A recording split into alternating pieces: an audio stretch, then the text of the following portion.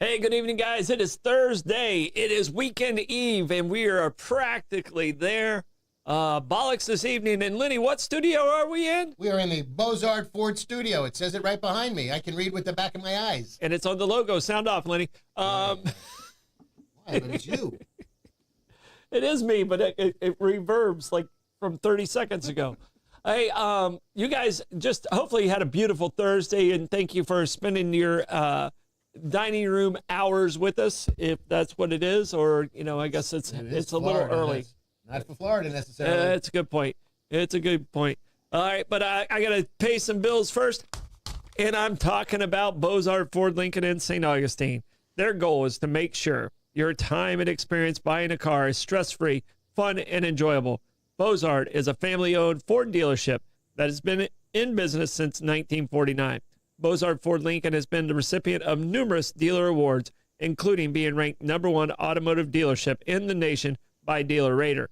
Bozard Ford also has won back-to-back President's Awards, which is the highest honor given by Ford Motor Company. Check them out today online at bozardford.com. Lenny, you are up, sir. All right, because over 30 years, Land Title of America has been St. Augustine's trusted name in title insurance and real estate closings.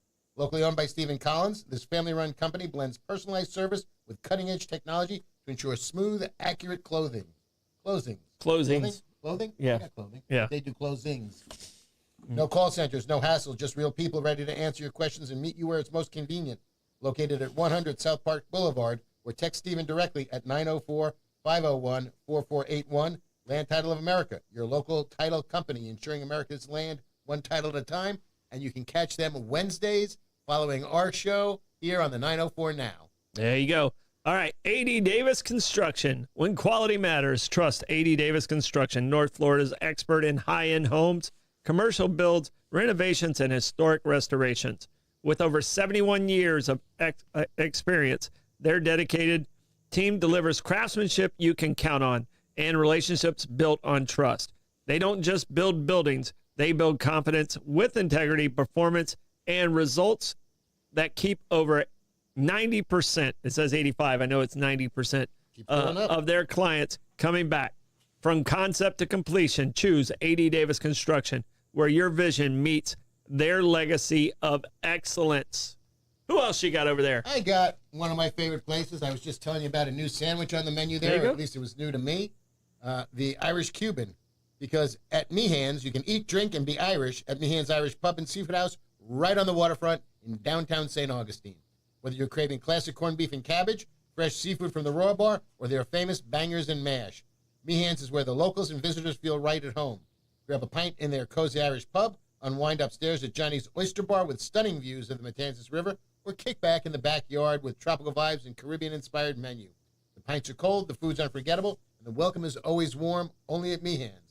Actually, I thought of you when we went in because it was redolent of curry when we walked into the I love curry. I know. That's why I told you. I love curry. All right. Who else we got? We have some other amazing sponsors we got to give shout-outs to, and those people are Kaiser's Deli and Market, St. Augustine Distillery, Citygate Spirits, A to Z Roofing and Waterproofing, Anastasia Diner, Moultrie Creek Diner, Mr. Electric, Brightway Insurance, St. Augustine Pirate and Treasure Museum, The Saint, Anastasia Construction Group, Solar Stick, Abear Kresge and Associates, and Powell Heating and Air. Thank you guys, each and every one of you. We appreciate you like you will not believe. Actually, hopefully they do believe. I hope they believe it because we appreciate them. They understand how much we do appreciate them. So, hey, happy Thursday. Yes. All right. It's the weekend. It is 9/11. Yes. And tough day in America. Usually tougher today. Yeah, a little tougher today. We're kind of at a transition moment, I think, in our country, and people are going to have to decide which way they're going to go. If they're going to keep going down that dark path, or if they're going to try and find solutions. and hopefully people are going to try and find some solutions. I'm looking forward to doing my 2 cents this week. You might go up to 3 or 4. Yeah, hopefully I have a good concept. I think. Okay. I just got to figure it out, and usually Blake laughs at me every time. I was like, okay, I don't know if I got that across. I know my message in my mind, it works out amazingly, but I don't always spew it properly. Usually it comes through pretty clearly. You make your point. So, and this week I think my 2 cents is one I really gotta nail it a little? I gotta nail it down tomorrow. So, but it's 9/11. Obviously everything that's going on in the world. I saw the president's message. I wasn't happy with the president's message. Not in the least. You know, and I really hate the blame game. And it's so easy if you're on one side or the other to go straight into the blame game. And I know, you know, a lot of people, you know, feel so passionately about this, but at the position where he's at, I was hoping he'd find some humility and, you know, blame the individual and not the party. And he went after the party. Right. Or he didn't go. He went after. He did say the extreme left. He said radical Democrats. Yeah, radical Democrats. Yeah, radical Which is, Democrat you know, or radical left. I think is what he used. Okay. I don't think he's Democrat. Yeah. I don't think he used Democrats. I think he said radical left. And you know, I've talked about extremism in a lot of ways, and it's not healthy. They're not healthy for our country, either side, right or left. And you know, what happened to what was it? Gabby Giffords, you thinking? The woman in Minnesota. Yeah. Speaker of the House. Hartman. 2 months ago. Yeah.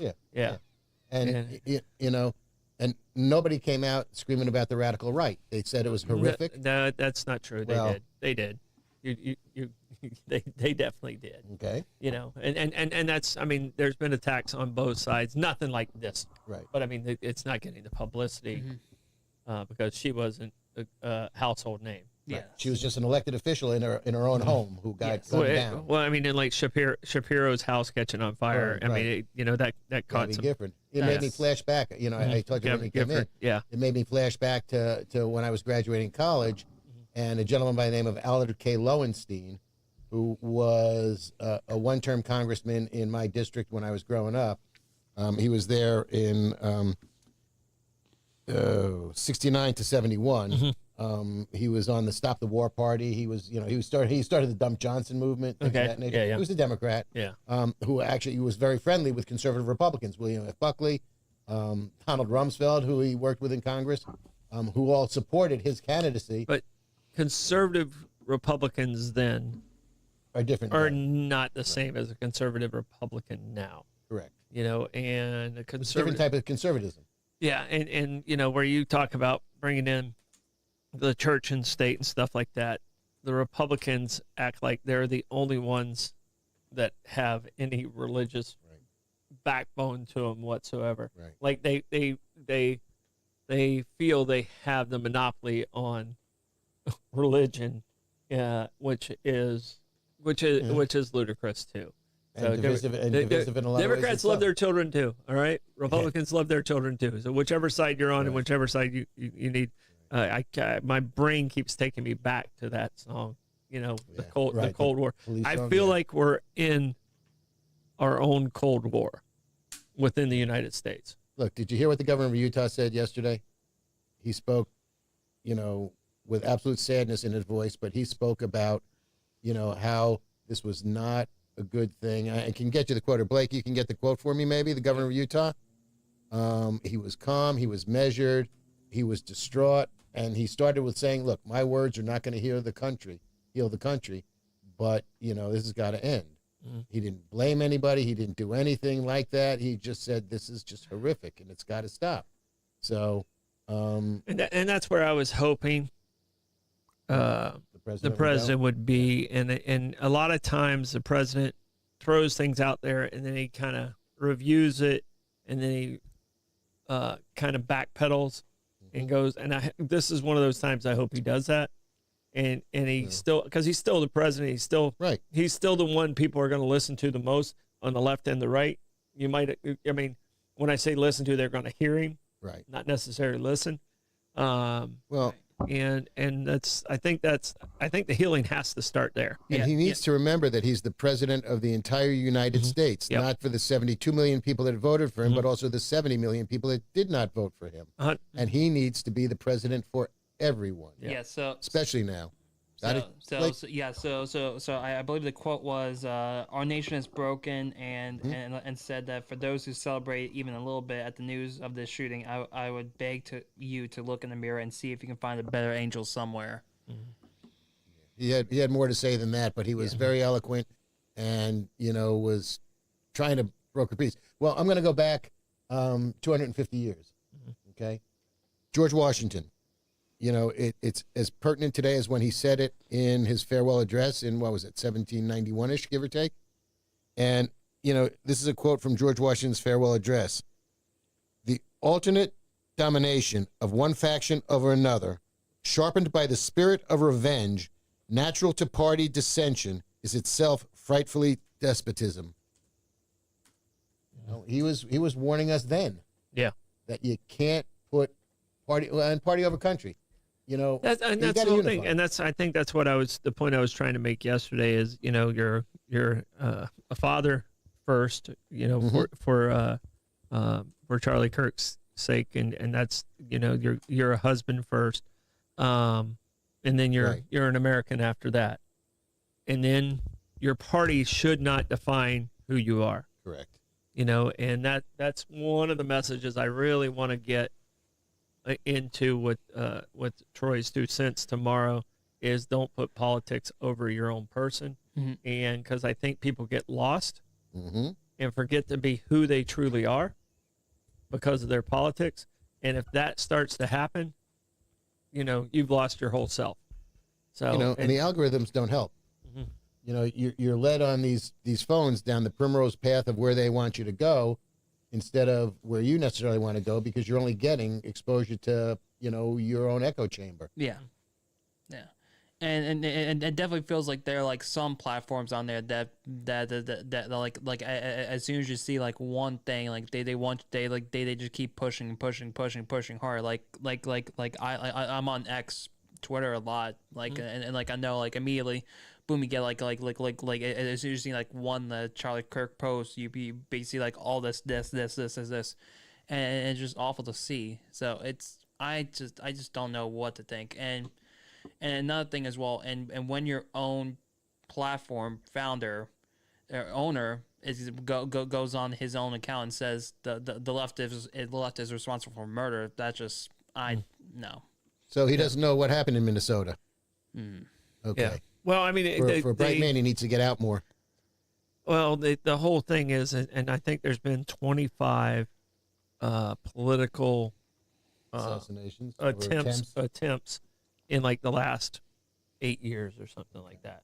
And prior to that, the prior 2 decades or whatever, it was 2. So guess what? We're doing something wrong politically, and it doesn't have to do with gun control. It doesn't have to do with any of those things, which I don't want people to lean into that. I want them to lean into the divisiveness, the dialogue, and the conversation, like you said, the dialogue. Because actually, the last time we really came together was on this day, 24 years ago. And I'm going to take back the word dialogue and replace it with rhetoric, because if there was dialogue, that's a conversation where people can, exchange ideas and have conversations. It's the rhetoric, when people just spit it out, that it makes it much more difficult. Yeah. I was thinking back, somebody pointed out an event that I had completely forgotten about until I was reminded today is, poor Steve Scalise. These guys are going out to play softball, and somebody starts shooting baseball. They were actually playing baseball. They play hardball. Yeah, they're playing hardball. Well, those Congress people on both sides play hardball. But I had forgotten about that. That had slipped out of my consciousness for a while, when they're out there, trying to recreate, have a good time, a little conviviality before they go head to head, and somebody opens fire on them. And fortunately, Steve Scalise has come back. He's healthy now. Yeah, and that's a very heroic story of the person that saved his life, that basically laid on top of him and was administering care while the shooting was still going on. Yeah. You know, so that's you know, Yeah. but you know, these are things that have to stop. These are, you know, you can't, not a rational mind does the things that these people are doing. Correct. They don't attack the Speaker of the House in Minnesota. They don't attack the governor, you know, Pennsylvania. Shapiro. They don't shoot Charlie Kirk. You know, and I think the Charlie Kirk situation, because it did happen in front of a live camera, Mhm. and a lot of these other ones didn't, Mhm. obviously pushes it because it's on every outlet pretty much. If you wanted to see, you know, it in slow motion and all that, it happens. I wish I watched it one time. Yeah, I haven't seen, And I haven't seen the shooting. yeah, yet. I would suggest Do not to dude, see it. It's It awful. it was that disturbing where I was just like, oh, you know, I saw one from a distance. I was like, oh man, it looked like he got hit in the chest, and then the one closer up, close-up. it shows his neck, and it's like, The carotid Yeah. artery just got hit. yeah, it was really disturbing, and I think the shock value of that has heightened this conversation even higher. You know, because it just is pure evil Yeah. if you watch it. Yeah. And there's no other definition, and that doesn't mean everybody on the left is evil. no. That means that individual, that disturbed individual, Right. is evil, Mhm. and the disturbed individual who killed the Speaker of the House in Minnesota and her husband at point blank, evil. You know, and people that burnt down Shapiro's house, they didn't know he wasn't there, or Right. you know, With his wife with and his kids. wife and kids. Right. You know, so evil, Gifford, evil. I mean, all of those It's all things. bad. All of those things are bad. I mean, And Tree of every one Life, of them- the every one of church in them- Birmingham. Every one of them that lost their lives and had those attacks on them are Americans first. Mhm. Not a Democrat, not a Republican. They're Americans first. Yeah. So, Yeah. all right, let's talk about 9/11.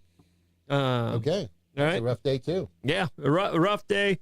Blake, 9/11, you, sir, were I was 7 months old? Yeah, I was 9 months old? It was January 11th, so I was 8 months old. Yeah, it was your eight month 8 month birthday. Hey. All right. 9/11. I knew I went to the football game. I went and watched Monday Night Football. I believe it was Good Times was the name of the bar. Okay. It's where Chiba Hut is now. Okay. I Used to be a Burger King, I thought. it was a Burger King Right.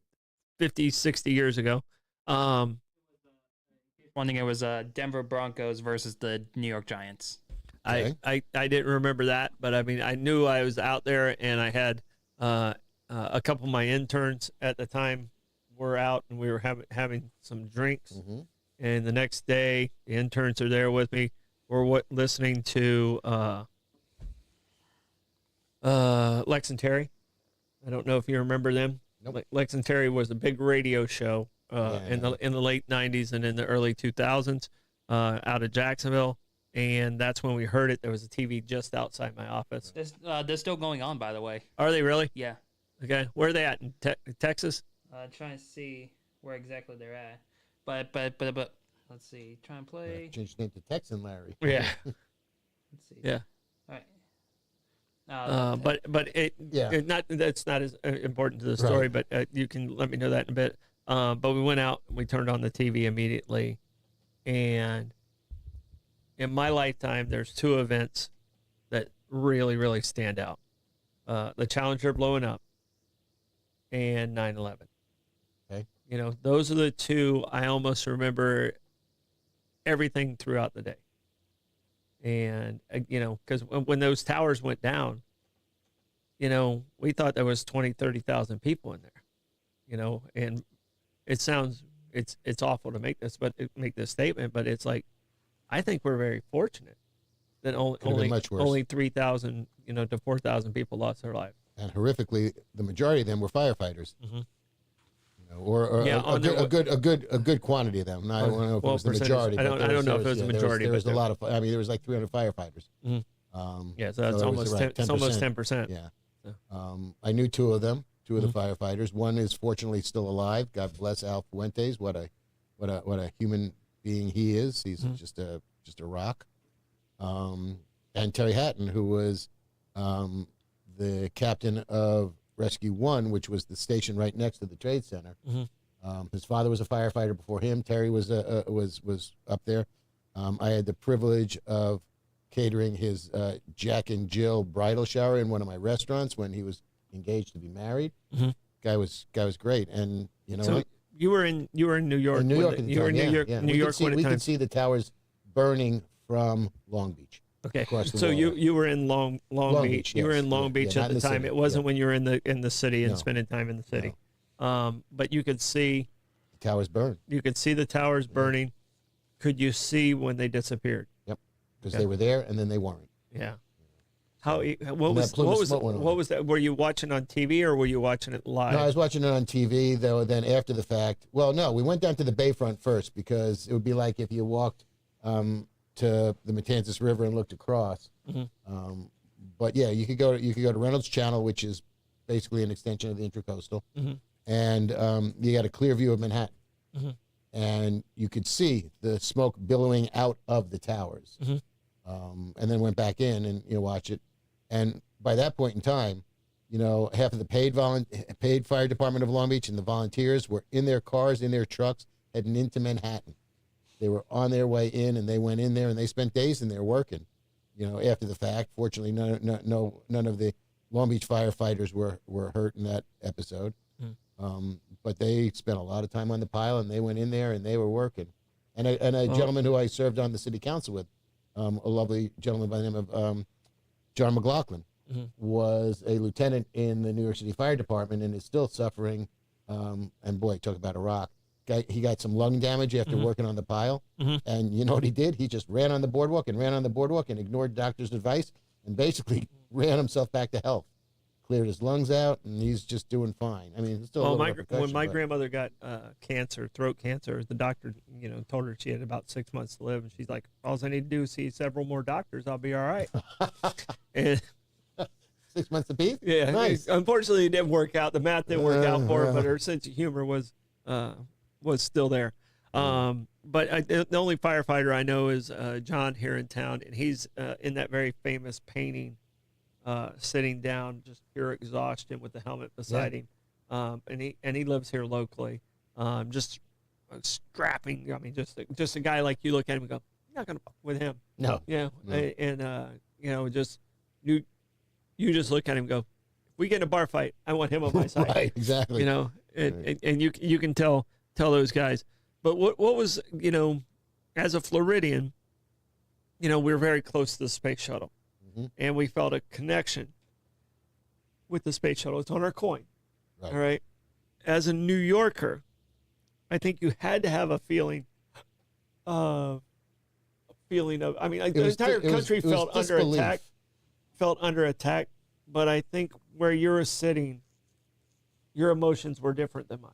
Absolutely. It was disbelief. And, you hear about Cantor Fitzgerald having the top floor of, a couple of floors in one of the towers, and they lost, a majority of their people working for Cantor Fitzgerald. And there's a community on Long Island called Rockville Center where a lot of financial, brokers or investment bankers live. And that community was just devastated. Yeah, because a high percentage worked right in that financial district. Yeah. So there was a lot of people in Long Beach who were, or on Long Island in particular, not necessarily Long Beach, but were killed in the towers because they were working in the buildings at the time. And on the Long Beach Boardwalk, years ago, they had started memorial benches. So you bought a bench and you put a plaque on it. And for quite some time, the majority of the plaques were in honor of somebody who was killed in 9/11. To memorialize them and that they would not be forgotten, which they aren't. I'm sure if you went to the boardwalk in Long Beach today, there would be flowers, there would be balloons on a majority of those benches up there that were put there for that purpose. So I think this week marked the last survivor of the USS Arizona died. Wow. So, Way Blake, to stick it out. Can you look that up? I'm pretty sure the last survivor of the USS Arizona, I think it was either like this week or 2 weeks ago. Have you ever been to that memorial? Oh. Absolutely. Yes, indeed. Okay. Also moving. It's very eerily similar, Yes. in my opinion. So, I hate to break it to you, but the last survivor died on April 1st, 2024. 24. Yeah. All Okay. right. Okay. All right. Still a good life. Yeah, somebody, I mean, somebody, but somebody, it some came- World War it II came on survivor one just of- passed away It recently. came on one of the feeds and stuff Yeah. like that. So, and it did say USS Arizona, but I didn't read the story.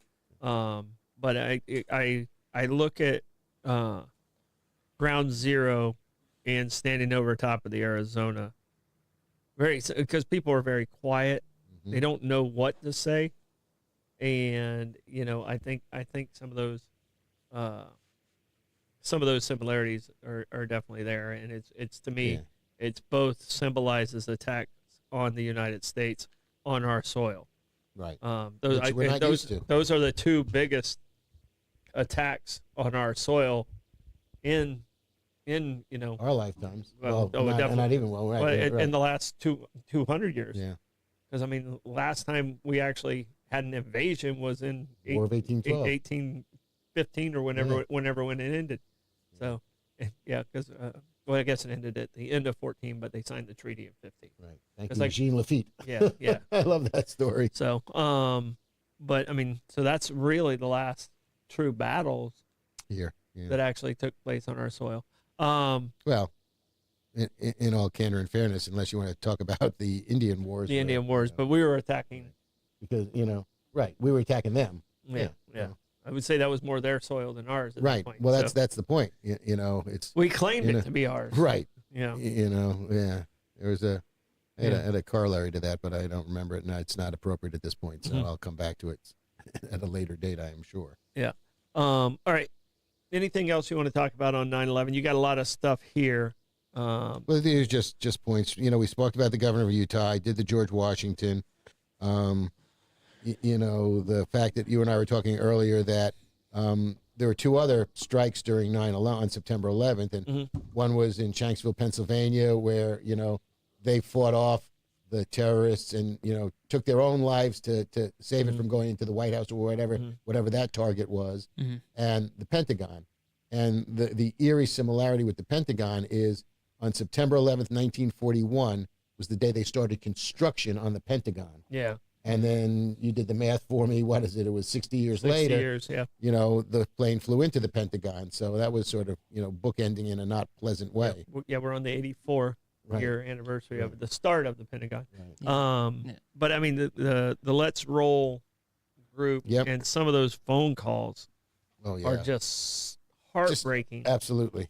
But no one really knows how they would act in those situations.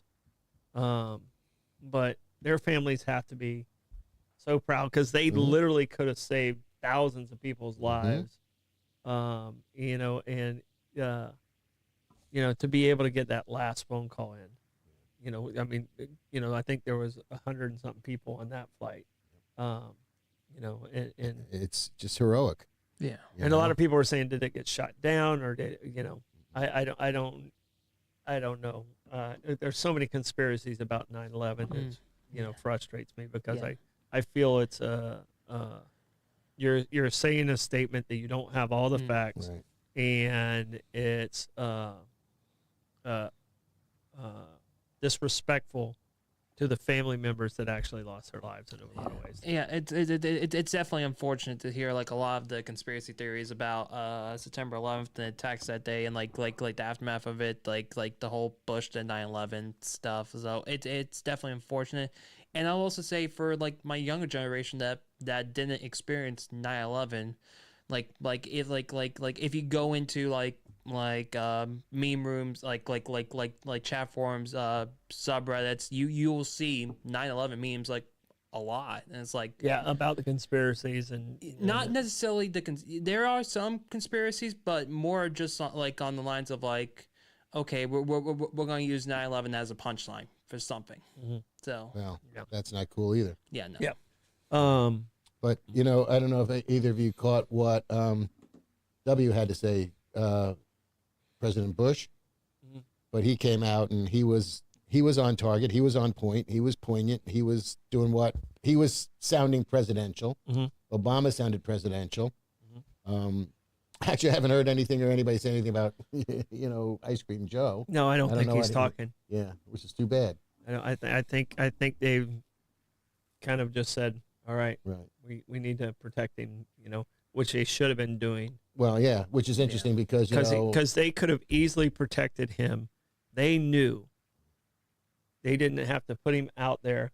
The numbers put him out there, not the people that loved him. Right. And the people that loved him pushed further than they should have. Correct. So I'm more upset for those that are in his inner circle to even allow him to attempt to run again, knowing his capacity of where he was at. Right. And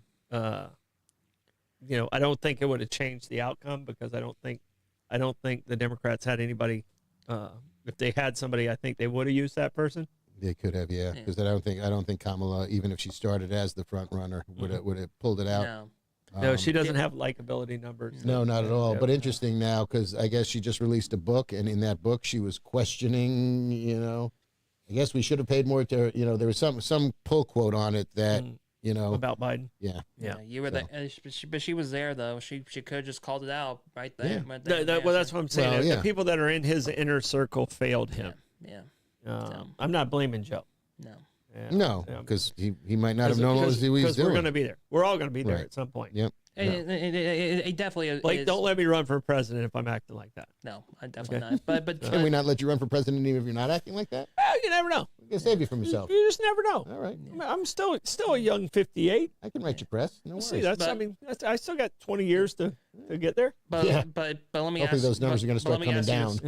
But let me ask something real quick. Do you think President Biden winning in 2020? Do you think Biden winning in 2020 was the right move for the country at the time? Yes. It's hard to say. You know what? He was. Here's the thought I want you to think about. Go ahead. If it was the other way around, we'd be done with Trump by now.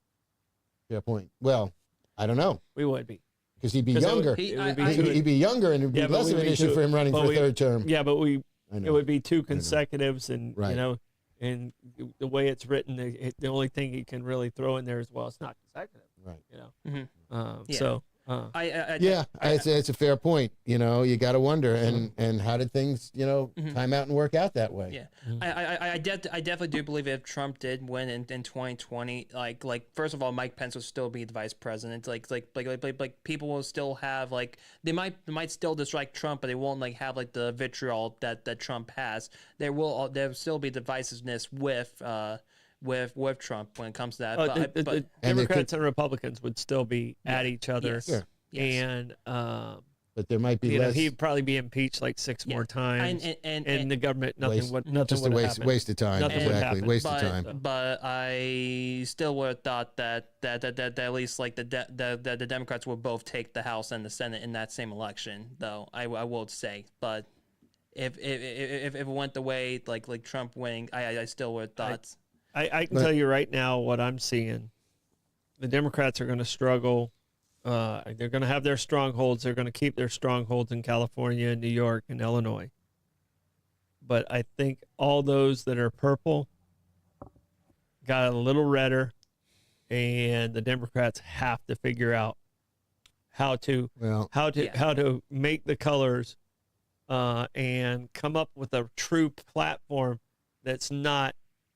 Well, we gotta be nice. It's not attack. No, it's just not attacking Trump. Right. Because they you're not even need attacking. a policy. You guys aren't even attacking the Republican Party as much. They need a policy. They're attacking the head of the Republic. I mean, and they gotta have something where I go, I can get behind that. That's exactly right. They need some policies that for the country. But here's the thing. And I'm looking for I'm looking for both sides to go, I can get behind that. Right. And there's certain things on the financial side that Trump's done where I'm like, as a business person, I was like, well, people say you want to be more like business. He just made it more like business. Now everyone's mad at him because he made it more like business. All right. And because some of his ideas aren't terrible. But no matter what it is, and I think I heard this on a talk show or something like that, he could literally cure all childhood cancer. And the other side would say, oh, look how many doctors he put out of a job. And I think it's almost true. That's almost where we're at, because we're losing sight of the good and the bad, and we're being identified by the D and the R. Okay, I'm going to give you a point that I realized driving into work today. Mm-hmm. I was listening to CNN, and they had people that knew Charlie Kirk well, people that didn't. They had Democrats, they had Republicans. They were going through the whole thing and talking about how this is all getting out of control. Do you know what the show is called that they're doing this in? No. The Arena. Mm-hmm. So when is it going to register that? It's not like it's a basketball arena. It's more like a gladiatorial arena that they're focusing on. Yeah. And what kind of look, they're looking for the controversy. Mm-hmm. But if the news shows or the talking heads would get away from the controversy, it might calm things down a little bit. If the algorithms on these stupid phones would be a little bit more broad-based as opposed to just laser focused on telling you what they want you to hear, which is based on your viewing profile, there'd be more equal information out there. I can tell you this. I wish everyone had my algorithm. Oh, yeah? Because I research both sides. I click almost equally on both sides, and I get both sides of it. And I before this more recent Trump got in situation, the Democrats actually showed compassion, showed I'm a person that believes in pro-choice, and the Democrats were holding their own in that category, but that was the only one they were really winning at the time.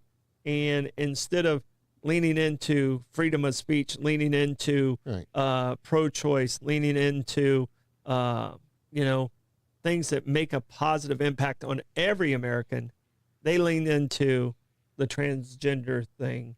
And that was a terrible, the 12 athletes. That was a terrible strategy.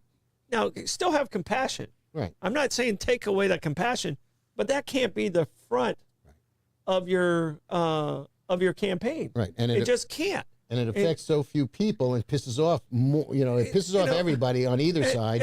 And it's what? How many transgender athletes are we talking about in college? With it, 12? 12. There was like 12, and they can't make that the topic. No. We have so many bigger topics. We have people attacking, each other in gang violence. We have the immigration. They really screwed themselves on the immigration side. Right. And I'm not saying Trump got elected and did exactly what he said he was going to do to get elected. And then all of a sudden the left is absolutely shocked what happened with ICE. I don't understand. I don't understand why you're shocked. He was saying that for a year and a half. Yeah. This is what he was going to do. And he stayed on message. The Democrats can't stay on message. And the message that they pick up half the time is it's not appealing to the masses. Well, and you're not going to get elected appealing to less than 1% of the population. Yeah, I think on the immigration issue, he said what he was going to do, but then went much broader because it was the worst, the best, the criminals, the murderers, the rapists, the people, that was his focus. That was who we're getting rid of, the worst of the worst. And then they went indiscriminate and took family people, taxpayers, people who have been here for 25 years, married with children. I understand. They're in the country illegally. But if they're illegal, they're illegal. Right. But at some point in time, with that, all right, I'm not going to ask how many laws he's broken and how many times he's broken. But it's, criminal is criminal. I understand that. But at a certain point in time, and I'm not defending Trump. There's statute of limitations. So there's no freaking statute of limitations for breaking into the country? Not really. And if you pay taxes for 20 years, can you request to have your taxes given back to you? But the thing is, they broke the law. If they, and this is how I understand it's being, because I'm in the construction business, and like I said, I have 3 or 4 people that have went. So one has made it back. Okay. The one that made it back, Was taken by ICE. yes. Was rounded up. Got detained, Okay. taken by ICE, Right. complied 100%, had family here. He's able to come back on a visa. He left the country. He left the Okay, country. I He see had to what you- leave the okay, country, right. was able to come back, and now he's here on a work visa, and he's doing it the legal way. What was the time frame? It was probably 3 months. Okay. So it wasn't. Right. It wasn't egregious. It wasn't It egregious. right. Okay. Right. Now I had another person that was sent back, came back illegally, Mm-hmm. and got caught again. Mm-hmm. All right. Now he's not going to be able to come back legally. He's not. Now here's the problem. He has a pregnant wife here. All right. If he would have followed all the rules, he would have been able to come back. Mm-hmm. But he broke the rules for the third time. This is his third time getting caught. Okay. So he's three strikes. Right. He got caught prior to this. Okay. Was sent back. Got caught again. Used his brother's ID. Got caught again. And now he's got a child here. More than likely, if he hadn't done that and Right. went through the process, Yeah. the United, because he is a guy who's a hardworking guy. I don't know if he's paying taxes. Okay. Right. There's a lot But a lot of there's a lot of legal Americans not paying taxes. right. But there's So- also a large proponent of people in the country illegally who've been working and paying taxes Mm-hmm. for years, and a lot of them will never collect Social Security or get any social service No. benefits out of that. No. So you know the government should be sending them a thank you note. I don't think that's the way it Well- is. I don't think. Why? It's free money for the government. How's that different than tariffs? Thank you for stealing all our services. right. No, because they're not, They are. They're going to our schools. and they're paying taxes. They're going. Yeah, but they're going to. They're still using our money. All right. They're Right, still using but- our money. But if they're for kids taxpayers, they're that are paying not their supposed to way. be here. They're paying their way if they're paying taxes. They're not. The taxes don't pay fully for that. Well, you know. it certainly contributes. Guess who depending pay- on what state you're in. Guess who pays fully for that? People without children. Yes. Thank you very much. By the way, Okay. I would like a refund. Yeah, that's who pays for that. Of course we do. So don't say, oh, the parents are paying the taxes and cover.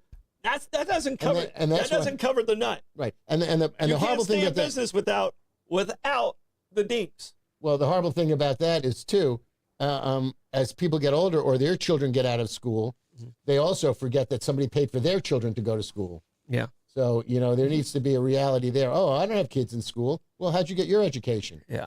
Somebody paid for somebody but- else paid for that. But the dinks pay and keep our society alive. You know what a dink is, right? Yeah, double income, no children, no Double kids, income, no kids. no kids. Yeah. Double income. Me and Julie. The dink. You guys pay Right. for our society, And I've been doing it for the 30 years we've been married. and we're very grateful. You're welcome. The parents Blake, you're welcome. are very grateful for that. Yeah. I mean, I feel like I pay my part. Mhm. Because and this is what makes me mad when people attack 1%ers. I'm no longer a 1%er, by the way, people. I'm just not. Welcome back might- down here with us. I might be again, Because but of this not company? not right now. But I'm no longer a 1%er. But the thing is, 1%ers drive on the same roads. The same police officers are showing up at their house. Same firemen are showing up. Hopefully. You know, the school systems, we go to the same schools, Mm. you know, and if we pay for a private school, Right. you know, don't get mad at us if we use a voucher, because the voucher's worth $8,000. Right, and the private school's right. Each kid costs $14,000. So Yeah, somebody was telling me Bowles is like $90,000 a year. Yeah. For that I school. I don't know how much. know. I don't know how That's much it pretty is. wild. Yeah, wow, Ow. wow. yeah, and I don't know that that's accurate, but it was a friend of mine who whose son plays for the Yellow Jackets, who were just so thrilled that they finally beat Bowles for a change. Yay, public education. Yeah. That's right. Hey, Yeah, both of my parents well- were public school teachers for between them 60 some odd years. And here's the beauty of St. Johns County, and both my boys had IEPs. Special education kids should be going to the public education here locally. Mhm. Private schools can't handle it. Private schools don't have the resources. The private schools just cannot manage that. Private schools are great for already average to above average kids, Right. and they children. can make them even, more focused. But private schools don't work for kids that are on the spectrum and need special needs. So, all right, and just one quick, I just want to say like one point about the whole like Democrats like not having like a unifying message. That they just say like they're not gonna have for like 26 or 28 possibly. It's I definitely understand like sure like because like now what you have like going on with Kirk and President Trump in office right now, like the leader of the Republican Party just saying like messaging to his base that there's radical lefts out there and like all that. So it's definitely a hard time for Democrats. I will say there is a possible unifying thing that like the Democrats could get out there for future elections. It's next. I believe it's going to be on the Supreme Court docket, and there's a possibility that they might be looking at overturning gay marriage in the United States. I see, and I can't see that happening. I can tell you, I understand where you're coming from, and that's the evangelical side of it. I just can't see that happening.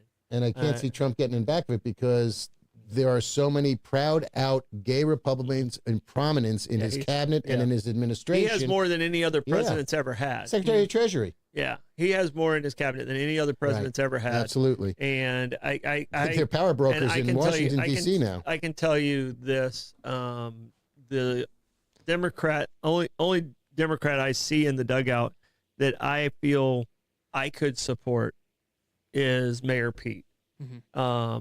He's the smartest one out there. I think he's brilliant. Mm-hmm. I think he has a compassionate heart. I think he has empathy. And coming off of, the hard-nosed tactics of our current president, the U.S. might be looking for something a little more on the empathy side. But he still has to have the ability to defend his concepts and his platform, where I don't think Kamala couldn't do it, and I don't think Joe could do it.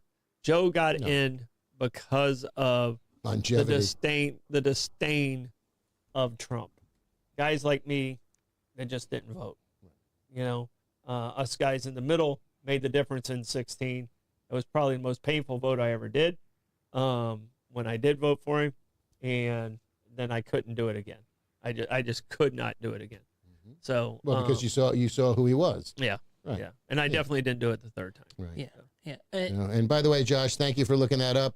Blake, we have a new fact checker in the building. Oh, yep. Geez. Fairly Bowles is about 33K. Yeah. Thank you, Josh. Thank you, Josh. Yeah. Yeah. But yeah. So I definitely understand it's 90. It's 90. The 90,000 number was total for the high school. Right. Or for the total. So, yeah. Okay. But actually, it would have been 120 right. from 9 through 12. Right. Yeah, but I while I am like on the fence of like seeing if it actually does if that case goes through because it's going to be on the docket. From what I understand, they're going to be listening to the case, so it definitely will be interesting to see what happens there. And if it does get overturned, I like I just said, like if it does get overturned, then there will be something for gay marriage. Well, I can tell you this: they'll send it back to the states, and it goes back to the states. And I was an advocate when it wasn't cool, when people were saying, "Oh, it should be, there should be a legal certificate or something along those lines. Right. It shouldn't be marriage." Sorry, guys. Civil union, yeah, civil union. I think is what they were calling it. I'm sorry, guys. I do believe in the separation of church and state, and a marriage. I know a lot of times is presented in front of God and supposed to be, but your commitment's to your spouse, not to your religious background. Right. Your vows aren't to God. Your vows are to your partner. Yeah. Even though they're presented in front of God in a lot of situations, but your vows are to your partner. And I did not believe that it was fair to do just a civil union. I think, right. I'm going to forget that every single time because I don't think it's right. No. I'm confused though, Josh, because they're going to consider the case in conference on September 29th. The session doesn't open until the first Tuesday in October. So they going to work early, or is this a holdover from something else? Well, so we'll wait on that comment. Yeah. But I I can't see that one passing at all. But then again, I didn't see him overturning Roe v. Wade. Roe versus Wade. Now there's different stipulations that have come into play with that. Because it got thrown back to the state, and we are having less abortions progressively. And I don't know if it's because your generation didn't have sex, Blake, or the morning after pill, Right. or the accessibility or the stigma Birth control, of being yeah. on birth control. But honestly, I honestly believe the kids today aren't having as much sex as we did. I mean, Sad for them. yeah, no, I just think it's not a thing to them. Like getting your license isn't a thing anymore. Right. That was the coolest thing. When you turned 16, you were getting your license. Right. So, when I was 15, they didn't have the rule you had to wait a year. I had to talk Right. Blake into getting his learner's permit. He's like, I don't. But he was glad I did, because when he turned 16, he was ready to have his license. Yep. So And then, but also, fun fact: the day I got my license was January 20th, 2017, Trump's inauguration. oh wow. All right. And I do remember like finishing the test. I was like, okay, thank you. Hurry up inside because it was 11:59. I want to see the oath of the president take the oath. Yeah, and he said it was in the USA Today. Yeah, I'm just confused because it's the first Tuesday of October Does is when Congress when come back, or is that when Congress comes back, or is that when the Supreme Congress Court? is already I think he was back saying right the now. Supreme Congress is Court. back, right? Yeah, Okay. Congress is back. Okay. Yeah, I thought he was saying they're considering the case in a conference call or in their conference on September 29th. But in theory, I mean, look, maybe they've been working over the summer because they've certainly been given a lot of emergency decisions, Yeah. on the shadow docket in the dark of night without explaining or oral arguments and unsigned. There's been a bunch of them. And by the way, I looked, and Blake, you said there was something like 113 decisions from the shadow and or emergency docket. That was just a rough number I had. No, that was pretty close to the number because I went and counted, and there were at least 20 to 25 that were requests to stay in execution, and not one of them was successful. Mm-hmm. So they did not stay in execution by the way I was checking. I could be mistaken, but the way I looked at it, every request for a stay of execution was denied. Yeah. So Yeah, a lot of times that is just I last asked. ditch, right? I asked. Last ditch, yeah. I asked. Okay, we're coming to the end of the show. Blake, I want to say thank you. You readjusted our app. If you guys get a chance, go on there. Oh, cool. So that there's some adjustments to the app. One of the things we want people to understand about the 904 is our studio is available for rental. If you wanted to start your own podcast, you can do that. We won't put you on the network, but we'll help you do your production and all of those rental rates and those things are out there. And if you want to, or if you know somebody who wants to be a partner or looking to get some marketing out there through the 904 now, please send them our way, show them the app, and Blake or I will respond to that. But Blake worked really hard today on redoing some things. Cool. And, we talked about joining the team, and that's now an icon on the app. Nice. So we have great sponsors. They're people you want to have your name attached to. Right. And a lot of people stick together. So. As we wind up here, if you're a Democrat, find a Republican, introduce yourself, say hello, listen to them for a little bit. If you're a Republican, find yourself a Democrat if you don't know one, introduce yourself, listen to them a little bit, see if you can find common ground because you're breathing the same oxygen, you're drinking the same water. You've got to have to realize that partisan politics are detrimental. You can disagree on how to get to the end, but we all need to get to the end together. And you have a lot more in common than you do apart or in opposition. And people need to understand that, and you'll hear me and Lenny go back and forth, but we know we have a lot more in common. For sure. And we're going to be friends at the end. You guys heard me and Mike argue for decades. We have a lot more in common than we do in opposition. And, I keep going back, the Russians love their children too. Yeah. I mean, that's what it is.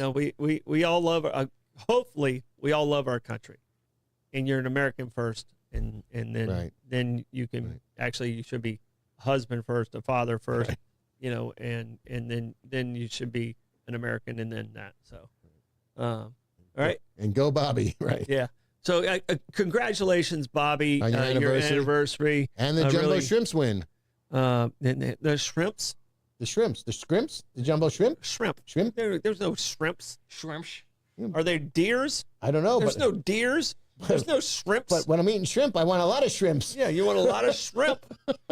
Don't give any shrimp to Amanda. She doesn't like any decomposers. Yeah. But Was that like Baca? Never mind. He wasn't there. no, last night. appreciate everybody in the comments. You guys are amazing. Kathy, Josh, yep, Bobby, as always. Kenny came late and was here too. Yeah. Yeah. Kenny, Rebecca was there. Rebecca was out there somewhere. Yeah. You know, she checked in with us. Yep. Um, Making sure he's showing up at work. yeah, yeah. That's what that Where'd he is. go? Yeah. And we just really appreciate you guys. Have a beautiful weekend. Amanda and I will be on with Sheriff Harwick tomorrow. Blake, you probably cool. need to put that together. But always a great interview. Hopefully we get some insight on the shooting that took place south of town. So, you know, And just to, excuse me 1 second, I'm sorry. Yeah. But just a little bit more context. Yesterday, the assassination of Charlie Kirk was not the only shooting in America. There were 2 children killed by another student in an elementary school. Mm-hmm. So it's pervasive. So if you have a gun, keep it in your gun safe.